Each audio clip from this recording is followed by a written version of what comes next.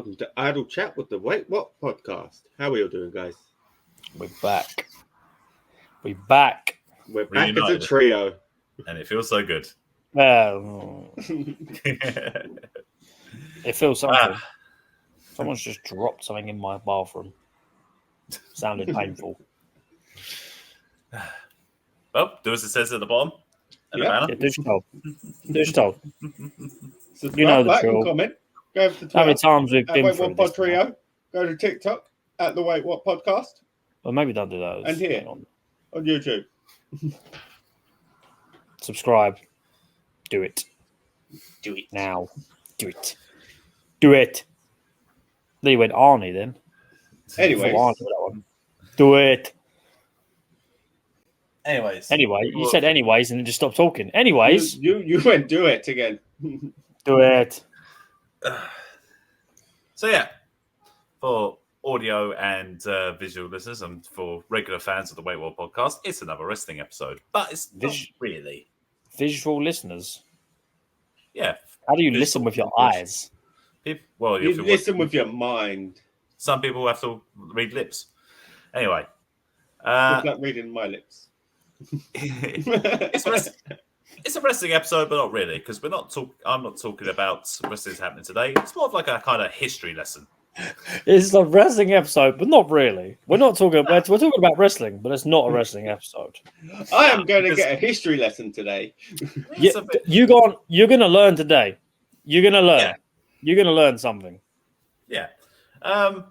Basically, from watching certain TV shows that have been becoming more popular about wrestling, that have been wrestling is more popular about the backstage stuff now than what's going on in the ring and that. And a lot of people are making money from TV shows, recapping the history of wrestling. So what I wanted to kind of highlight onto Idle Chat this week is basically telling about the story of wrestling before WWE basically just took everything and made it into, McDonald's, basically. Like a massive brand. The global conglomerate that is World Wrestling Entertainment. Exactly. So some of this stuff Liam might know. Mitchell probably doesn't know any of this. What I'll do is just start off with wrestling from the beginning, the actual history of it. So beginning of time. God, yeah. Here we go. Yeah. In ancient Greece. No. Yeah, this is going to be localized to the United States. Basically, after the American Civil War, when people were starting to settle into settlements and things like that and going back to their normal lives, the idea of catch wrestling, like fighting someone, when actual Greco kind of Roman kind of wrestling was very popular, and people would come for a round to see people doing it. The problem with doing it for crowds of people in the same way as boxing is that people often got hurt. Even though that it was big business, sometimes the person that you wanted to win wouldn't win. So promoters, people that worked in carnivals and things like that, would start working the idea of wrestling matches. There's your first term, working. Yeah, basically predetermining and faking the wrestling matches. In order to do this, matches would become more entertaining. They were able to do moves where they could cooperate, and therefore it would be more exciting. Because if you see a normal wrestling kind of amateur wrestling match, is not the most exciting thing to watch. It's a struggle. It's a struggle. Compared to boxing, where you might see a knockout or something like that, which is more exciting. So in order for wrestling promoters to get more people in, they would work the matches and do more exciting moves and then draw more crowds. And then because of this, people that were more charismatic, the wrestlers that had their own characters and were made the crowds care about them more, they could then push them wrestlers as champions. And then in carnivals and such, they would bring out a ring and then would have a wrestler that would be in there as your champion, and they would get fans to come in and wrestle the guy. And if you won, then you'd win a certain amount of money. And, they would bring in that person that was in on the scam to kind of go really close to beating the guy. So then the guy would look like he is beatable. And then, real people would then come in who are bigger and stronger than the guy. And then the guy who is a proper wrestler is able to then put them in holds and stuff and stretch them so that they would, realize wrestling is real when really it's not. So that is how it all kind of started in the beginning days. promotions will then start popping up in places. People will then put on their own shows, and wrestlers was kind of like the Wild West, where it's all unregulated. All the wrestlers had like a lot of the power, because if they didn't like what a promoter said, they could just leave and go to another promotion and become a big star there. So it was hard to keep hold of your big stars and make money if you're a promoter. And if you're a promoter, the one thing you want to do is make money. So a bunch of promoters, 5 or 6 of them, I'm not going to tell you what their names are because it doesn't really matter to the story, because I'm not going to labor on the history too much.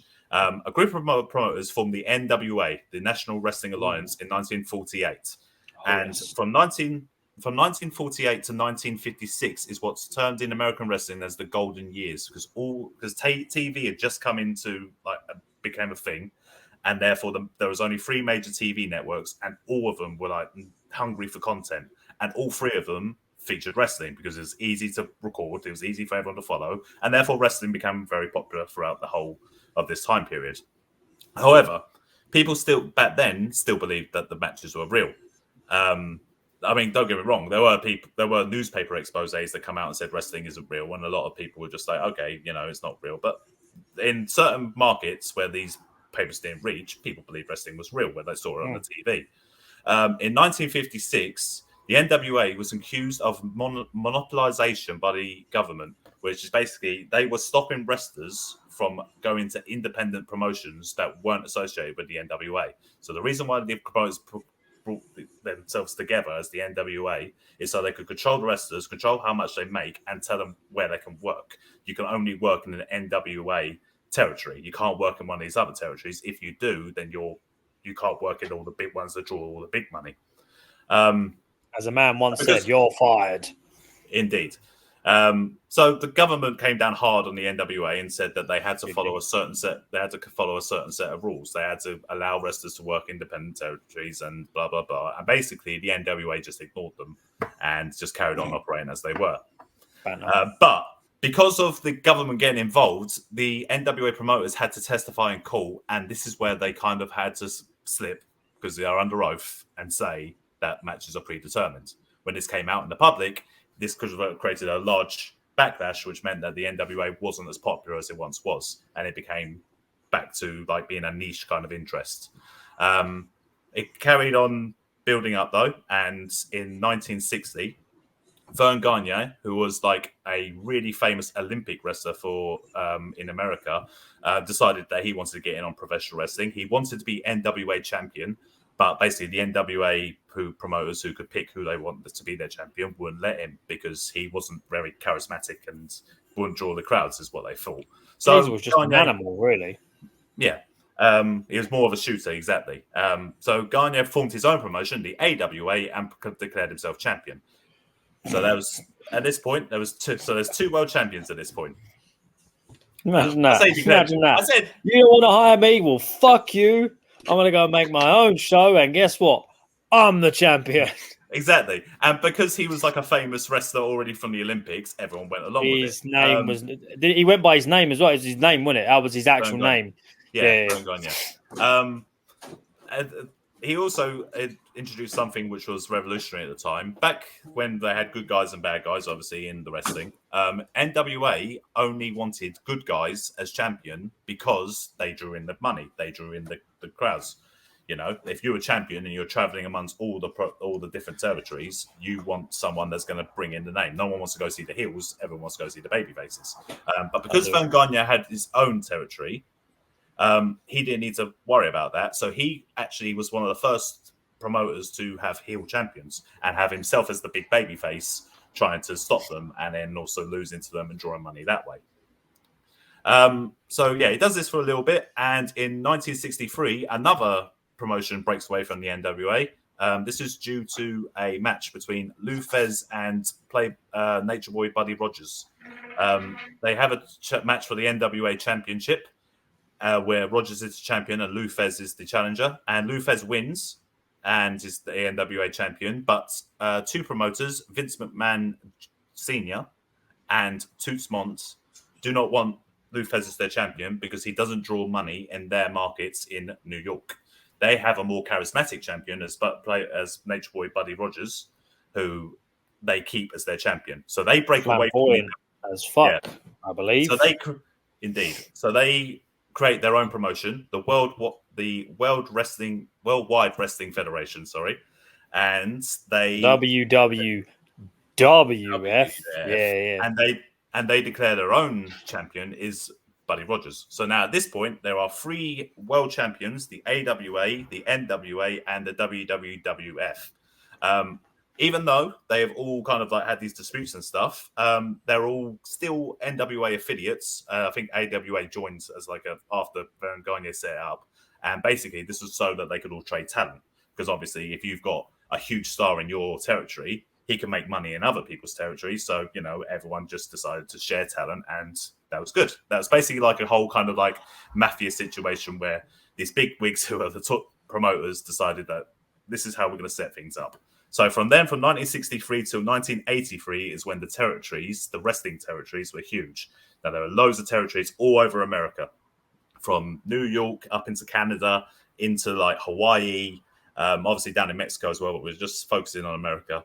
There's different territories in certain states, and they're all, as long as you're NWA affiliated, you're free to go there as a wrestler. So What was the big boy one? What was the big boy one down in the South? Memphis. I'm glad you mentioned Memphis, because that's the one I'm going to talk about. Memphis. If you know anything about old wrestling, Memphis is something special. That's Jerry Lawler country. That is, man. Indeed. Shout to the king. Jerry Lawler was and always will be fantastic. If you know Jerry Lawler as just the commentator, he is so much more. He is probably one of the best professional wrestlers like living today. One of the best heels. He was a bastard. He was a bastard as a heel. He was fantastic. Mitch probably remembers Jerry Lawler as screaming for puppies. Yeah. My favourite version of Jerry Lawler, might I add. Him and JR doing commentary throughout the Attitude Era. Chef's kiss. Perfect. Yeah. Fantastic. Indeed. But as I said, he was like a huge wrestler from the 70s into like all the way up to the 90s, and he still wrestles today. So the Memphis territory was known as CWA, Continental Wrestling Association. Their territory was part of Tennessee, Kentucky, and obviously like the surrounding areas. Basically, the territory was run for a large period of time by the Jarrett family. Jeff Jarrett, Jerry Jarrett is his father, and also his mother, who everyone refers to. Grandmother, wasn't it? Jeff Jarrett's grandmother, wasn't it? Yeah. JEFFJARRET.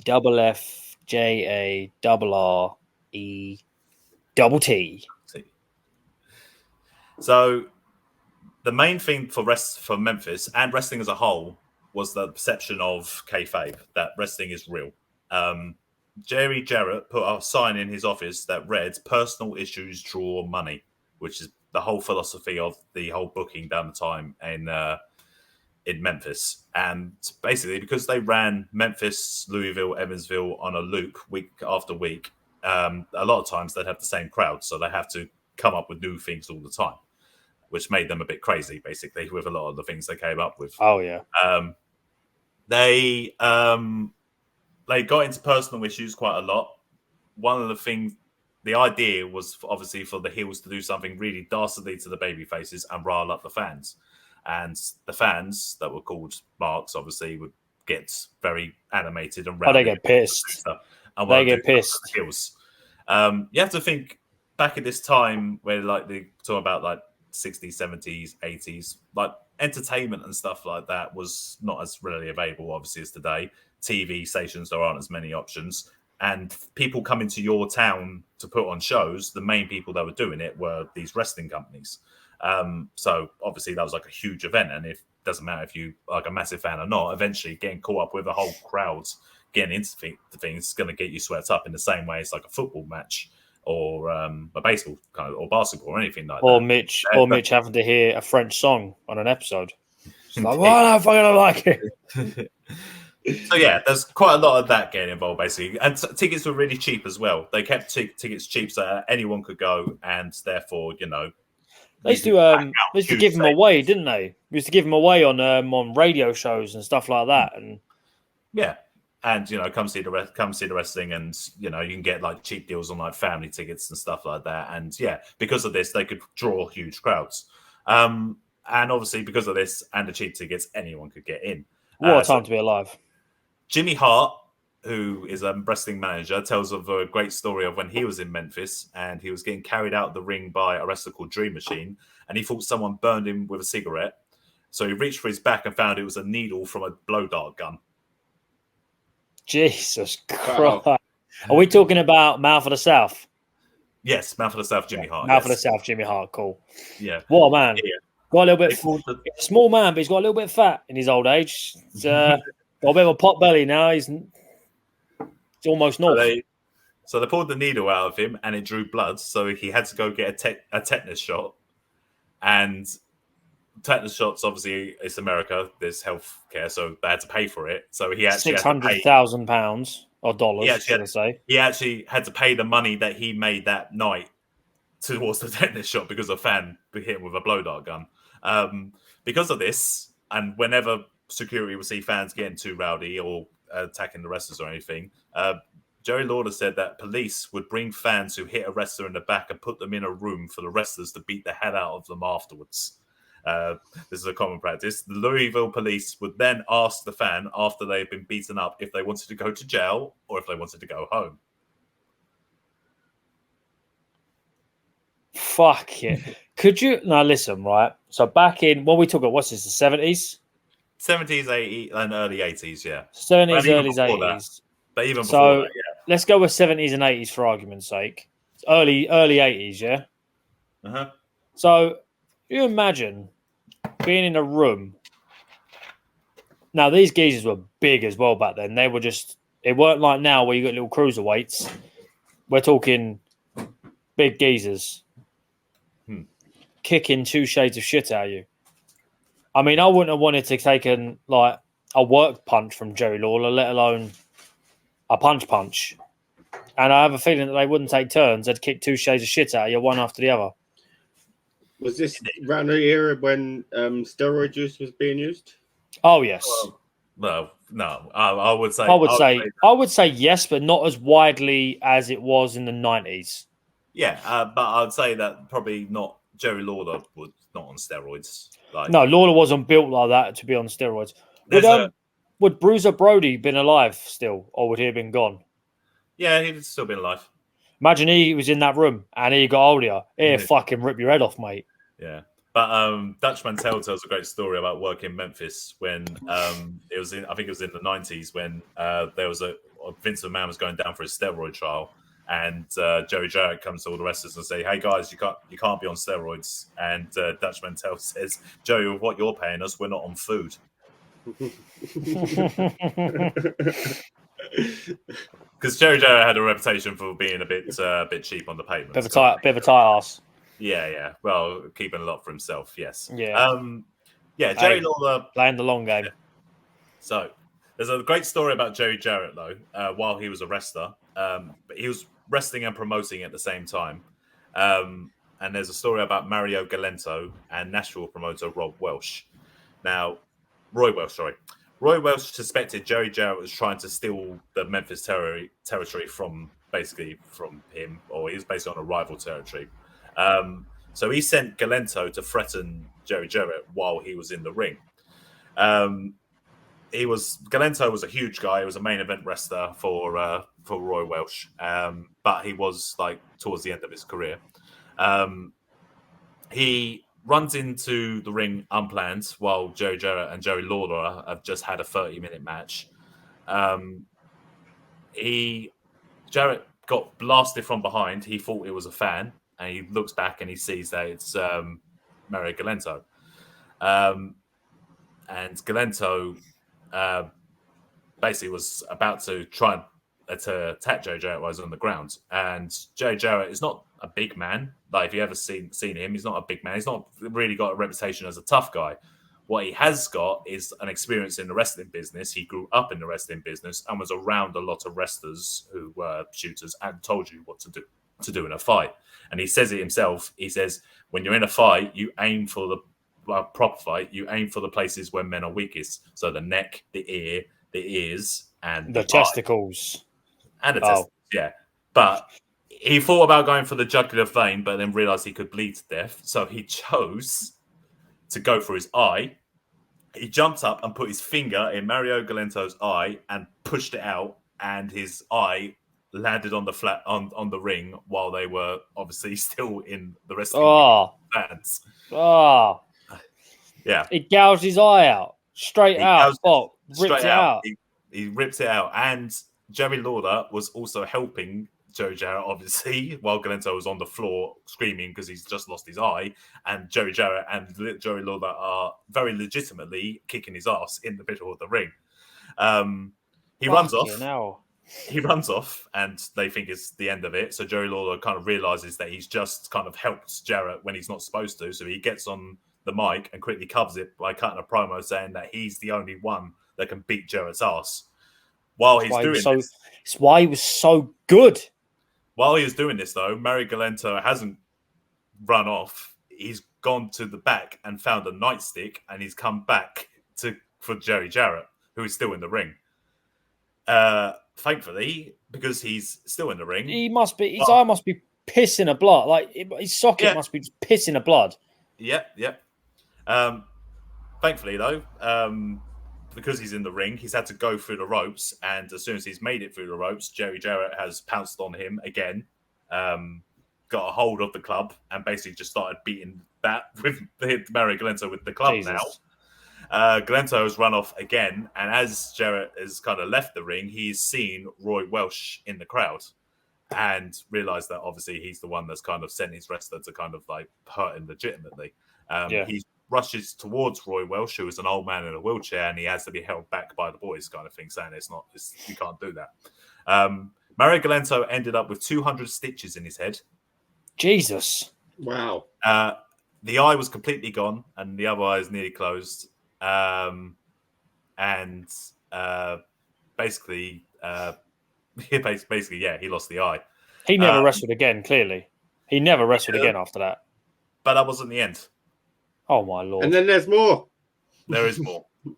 So, later on, Jerry Lawler is wrestling a match with some young kid. He doesn't remember the name. When suddenly he gets jumped from behind during a match, and he looks back, and it's Mario Galento again. This time, with one eye. Yep. This time, he's brought with him a straight razor and his wife. Oh. Okay, the straight razor I understand. Yep. My wife bit, I don't. But I feel like there's a key part to the story. He had his wife standing behind him. So Lawler, quick thinking kind of thing, just throws a chair in the ring and basically bails on the ring, throws a chair at him and runs. It's what he does. It's clever. I mean, he's got a blade, mate. Yeah, whether it be a razor or not, it's a blade. He runs straight to the back, screaming that Galento's got a razor, basically, and Galento's chasing him. And there's a wrestler called Handsome Jimmy Valiant that's in the dressing room, thankfully. And as Galento comes in, Jimmy Valiant pulls out basically a Dirty Harry style gun. Oh, nice!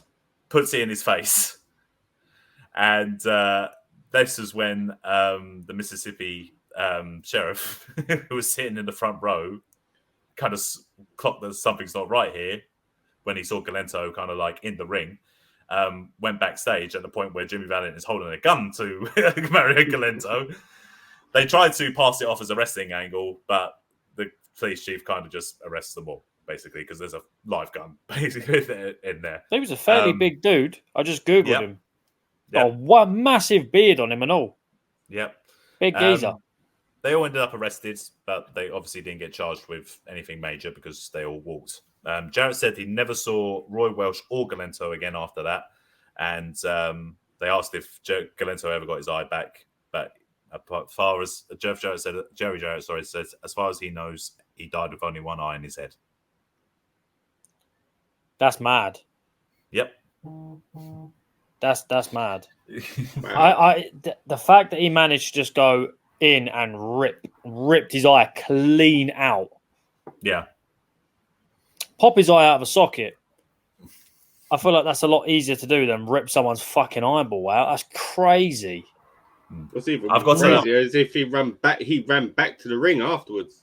I know. Yeah. Then So he that's turned my, up again, but I still don't know why he brought his wife. He needed a guide. True. Maybe she was True, like, were guide dogs a thing in America back then? Yeah, it was his wife. Oof. Calling his wife a bitch. Yeah, woof. Woof. True. So I can do one last story. It's up to you guys what way I go with it. I can either tell another Memphis story or I can tell another eye gouging story. Tell another Memphis story because then I can title this episode Tales of the Territories, Memphis. Okay. So, as I said, the Memphis Territory, they're there every week. They got to do more crazy promos and crazy storylines. I'm just going to cut through quickly some of the crazy storylines and reactions to them. So, the first one is Jerry Lawler getting run over by Eddie Gilbert. Now, obviously, they're doing a car angle where Jerry Lawler's getting run over. There's no stuntmen, though. So Eddie Gilbert has to legitimately run over Jerry Lawler with his car. When Jerry Lawler basically said that Eddie was coming way too fast and the grill of the car caught his legs and he banged off the windscreen and hit the concrete. It is an insane bump if you ever see it. He definitely is going too fast and Jerry Lawler can't handle it. But thankfully, he doesn't get hurt majorly from that bump. But it is a crazy bump if you ever see it. Do you reckon it's out there? Yeah, definitely. You can see Jerry Lawler getting hit by a car on YouTube easily. And the other two are involving promos that got insane reactions. They had a wrestler in Memphis called I think it's Joel LeDuc. He was like a huge lumberjack kind of character with huge muscly arms. They would do feats of strength with him where he'd hold a car back that's speeding with his legs, and he'd have like a tug of war thing between his biceps where people would try and pull his arms apart and shit. Basically feats of strength to kind of get him over. Braun Strowman stuff. Yeah. Because he had this portraying this lumberjack character, though, he also had an axe. And during one promo, he got quite animated while he was doing it, and he actually took the axe and started sawing on his arm and drew blood. And this prompted loads of angry calls from people watching at home. Obviously, Karens existed back then. They've been around for years. Yeah. First, they were complaining about wrestling, and now they're complaining about same-sex marriages. They don't change; they just evolve. Well, I don't agree with them self-mutilating himself on TV. Well, no, but you know what are you ringing complaining for? They got a lot of angry calls, and Joe Lawler said they only got away with it because they told the TV that they had absolutely no clue that he was going to do that, which they didn't. They cut away from the blood and everything when it was pouring out of his arm. The Duke was fine. The last one is the Iron Sheik came to Memphis. So obviously he had a character already kind of like... We're talking about the Iron Sheik or... The Iron Sheik, yes, with Jimmy Hart as his manager, because Jimmy Hart's the huge heel down in Memphis. They fought. Jerry Lawler again. Jerry Jarrett, says that personal issues draw money and stuff like that. So while Iron Sheik is cutting a promo about Iran, putting them over and stuff, Joe Jarrett thought it would be a good idea to run footage from a few months earlier of a US helicopter going down in Iran. Oh. Yeah. Oh Well, no. Oh no. No. It gets worse. One of the men who was on the copter was sitting at home with his dad watching the show. Oh God, no. While Sheik is going on with Jimmy and Jimmy's waving the Iranian flag, the two guys, the gentleman and his dad, called the office and told them they were bringing guns down to shoot Jimmy and the Sheik. The woman that says they had a regular woman that would deal with people kind of calling into the company and stuff like that, who just handled the crazy thing that she just heard. Basically, yeah. Well, the complaints and what's. We are the welcome to the complaints and threats department. Press 1 to complain. Press 2 to threaten. She called the police, and they basically hid Sheik and Jimmy in a room while the police kind of calmed down the situation. The kids that was on the chopper though still followed Jimmy Hart week after week to try to beat him up. Thankfully, just beat him up, and basically Jimmy Hart No, he's talking about thankfully just tries to beat him up, not trying to shoot. Go. Well, it's not hard. Jimmy Hart wasn't exactly a big geezer. Like beating him up is. Go and beat up the Sheik instead. Go on, go and try and fucking fight the Sheik. Go on. Indeed. Basically, Jimmy Hart kind of talks his way out of the situation by just throwing up. Of course, he basically just lies to the kids, saying like, "Why are you trying to beat me up here? We could like put it into the Coliseum and like draw loads of money and get loads of thing from it. You know, you could beat my ass in front of people and it will mean something." Worked him hard. And the kid bought the idea, and there we go. That was it. It just never happened. The kid was like going up to security all the time, saying, "When's my match? When's my match?" And it was never going to happen. And that was it. That's rough. That one's rough. Yeah, I told you. Memphis, as I said, things had to be real to the territories to make money. The territories is no holds barred, man. There literally was no rules. There really was no rules. Everything was up for grabs. You protect the business. You protect yourself. So I'll end it there. That's the end of Memphis. I think next time I can either do the full story of Andy Kaufman or I could do Mid-South. Oh. Mid-South will be a good one. It will. Mid-South is good. The Andy Kaufman one, that's a main episode, I think. It's a full story. Okay. That's a full story. Mitch, do you know the Andy Kaufman? No. It's a doozy. Basically, a huge comedian at the time getting into pro wrestling. The idea of like, I don't know, Ricky Gervais is probably the best one. Imagine Ricky Gervais was a huge wrestling fan and then just turned up to like the most local wrestling events. It's like Ricky Gervais turning up at a AEW show and cutting a promo on MJF. And then them working matches and stuff. And then them having matches. Yeah. And then they're going on to national TV and like David Letterman and shit. Yeah. So like crazy stuff. Kind of, yeah. Kind of. Was it a WrestleMania match? Yeah. Who? What? Jackass, yeah. Kaufman. Kaufman was in WWE. This has all happened in Memphis. Oh, it was in Memphis, yeah. Well, sorry, it's because he's in the Hall of Fame, isn't he? Well, it's quite rightly. Yeah. That's why it's in my head. That's where that's coming from. Yeah, no, it's a great story. It's a very good story. That was a little bit of wrestling history plus some crazy stuff that happened down in the Memphis territory. Tales of the territories, man. Memphis was a wild place.